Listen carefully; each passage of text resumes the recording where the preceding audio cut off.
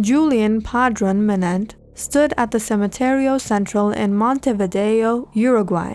Memories of the terrifying night the Titanic sunk still haunted him as he read the headstone engraved Ramon Artagavetia. He still remembers Artagavetia and the Carrao brothers mocking him for wanting to leave the ship. Artagavetia was now dead, laying in his grave, and the Carrao brothers were never found. "Are you really planning on boarding one of those lifeboats?" They laughed. "You would only catch a cold by staying out in the open sea on that lifeboat." Mr. Artagavetia had gone through another disaster on the ship America, and he was lucky enough to have survived. He had much faith in the Titanic, the so-called unsinkable. It was December 24th, 1871. Artagavetia was on the ship America. It was close to the shore of Punta Espinillo, Uruguay. News had arrived that they would reach Montevideo harbor an hour earlier. Artagavetia was eager to get back home. When he heard screams in the hallways of the ship, a panic filled the air as he ran out of his cabin. The ship was on fire. Passengers were screaming and running into each other.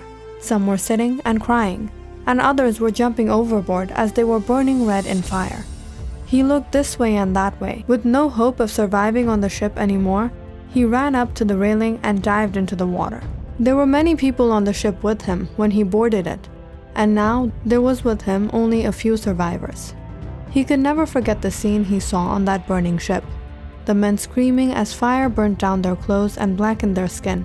He settled down on a farm in Argentina for a couple of years until, in 1912, he thought it was time to head out once again. His life was running short. At first, he visited his nephew in Argentina, and from there, he decided to take a trip to America before heading back home. He still had a few doubts about boarding another massive ship, but years had passed and much technology had also developed. He wrote to his cousin, "At last, I will be able to travel, and above all, I'll be able to sleep calm." The sinking of the America was terrible. Nightmares keep tormenting me. Even in the most quiet trips, I wake up in the middle of the night with terrible nightmares, and always hearing the same fateful words, "Fire! Fire! Fire!" I have even gotten to the point where I find myself standing in the deck with my life belt on. You can't imagine, Enrique, the security the telegraph gives. When the America sank right in front of Montevideo, nobody answered to the lights asking for help. The ones that saw us from the ship, Villa de Salto, did not answer to our light signals. Now, with the telephone on board, that won't happen again. We can communicate instantly with the whole world. On April 10, 1912, Artagavetia closed his eyes and went aboard the Titanic. One of the boys rushed to him and picked up his suitcase. Artagavetia accompanied the boy to the third floor, where he was left to his cabin. He looked around in his cabin. It was very comfortable. It was heated by electricity. The nights would no longer feel awfully cold out here at sea. Once he arranged all his things, he headed out to roam the hallways and explore the ship. He saw the furniture made of tree, the chairs embroidered with velvet green. The Titanic was more beautiful than any ship he had been on before. He heard everyone around talking about how the ship was unsinkable. Few days had passed. He was having a great experience on the Titanic. He walked out onto the boat deck and greeted two other Uruguayan passengers he had met, Mr. Francisco M. Carrao and his nephew, Jose Pedro Carrao. They seemed a little worried. They said the ship had just collided with something. Julian joined the men. As worried as he was, he talked of leaving the ship. The men laughed at him. This ship is unsinkable. That was the last time Julian had seen the faces of those men. In the horror that followed and the chaos that ran through the ship, Julian boarded a lifeboat and soon was rescued by RMS Carpathia. A week later, news had reached him from the Mackay Bennett, the recovery vessel chartered by the White Star Line. The vessel went out in search in the scene of the wreck for victims, and Mr. Artagavetia's body was pulled out of the North Atlantic. Mr. Ramon Artagavetia was one of the passengers that died the night of the Titanic disaster.